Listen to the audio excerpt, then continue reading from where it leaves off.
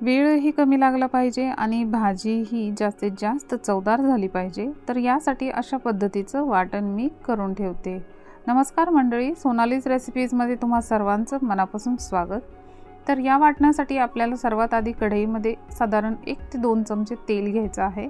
यामध्ये मी खोबऱ्याचे चिरलेले काप टाकलेले आहेत।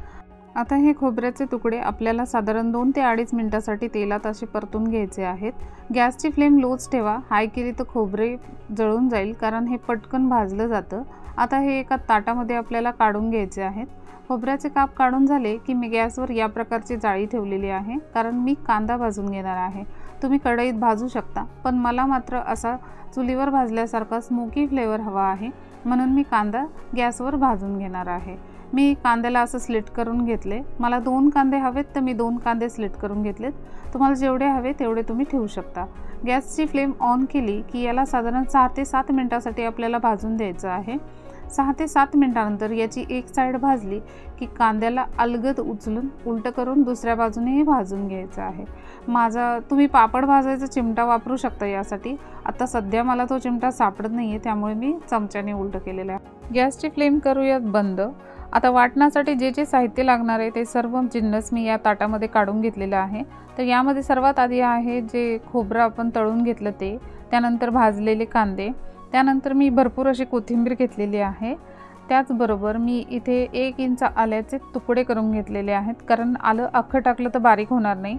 त्यानंतर मी 2 मध्यम आकाराचे टोमॅटो असे उभ्या पद्धतीने चिरून घेतलेले आहेत। आणि त्याचबरोबर हा गावरान लसूण मी घेतलेला आहे। याला सोलायची गरज पडत नाही, याची साल भरपूर पातळ असते, ती मिक्सरच्या मसाल्यामध्ये बारीक होते। पण तुम्हाला जर साधा लसूण असेल तर तुम्ही सोलून घेतला तरी हरकत नाही। हे वाटण चवीला तर उत्तम लागतंच, शिवाय फ्रीजमध्ये 10 ते 12 दिवस आरामात टिकतं। यासाठी आपल्याला स्टेप बाय स्टेप फॉलो करायचं आहे। ज्याला माहिती आहे त्यांनी स्किप केलं तरी हरकत नाही। आता वाटण करण्यासाठी सर्वात आधी आपल्याला खोबरं यामध्ये टाकायचं आहे, कारण खोबरं लवकर बारीक होत नाही, त्याचे तुकडे तुकडे राहतात। खोबरं टाकल्याच्या नंतर व्यवस्थित बारीक होतं। त्यानंतर यामध्ये आपल्याला अगदी अर्धा ते 1 चमचा मीठ घालायचं आहे। मी घालते, तुम्हाला नको असेल तुम्ही स्किप करू शकता, पण मीठ घातल्यामुळे मिक्सरमध्ये मसाला चांगला बारीक होतो, असा माझा अनुभव आहे। आता हे खोबरं मी बारीक करून घेतलेलं आहे। तुम्ही पाहू शकता यातून छान धूर निघत आहे, स्मोकी फ्लेवरही आलेला आहे। यामध्ये टाकलाय मी लसूण, त्यानंतर अद्रकचे जे तुकडे आहेत ते मी घालणार आहे, कारण अद्रकही बारीक होत नाही। तर आता अद्रक लसूण हे यामध्ये व्यवस्थित मी फिरवून घेतलेलं आहे। आता हे सर्व फिरवून घेतल्याच्या नंतर बाकीचे सर्व साहित्य आपण एकदाच घातलं तरी हरकत नाही। मी मिक्सरचं मोठं भांडं घेतले, तुम्ही छोटं भांडं घेतलं तर 2 राऊंडमध्ये हे फिरवून घेऊ शकता। आता यामध्ये पाणी घालून आपल्याला हे फिरवून घ्यायचं आहे। तर बघू शकता तुम्ही अशा पद्धतीने उत्तम वाटण तयार झालेलं आहे। यामध्ये आपण कुठलीही भाजी करू शकता, कुठल्याही भाजीला उत्तम चव येते। नक्की ट्राय करा आणि मला नक्की कळवा।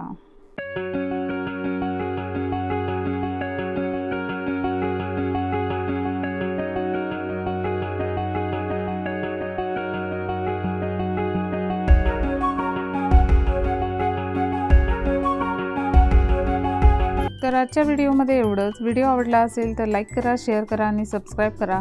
भेटूयात पुन्हा एका नवीन रेसिपीसोबत। तोपर्यंत धन्यवाद।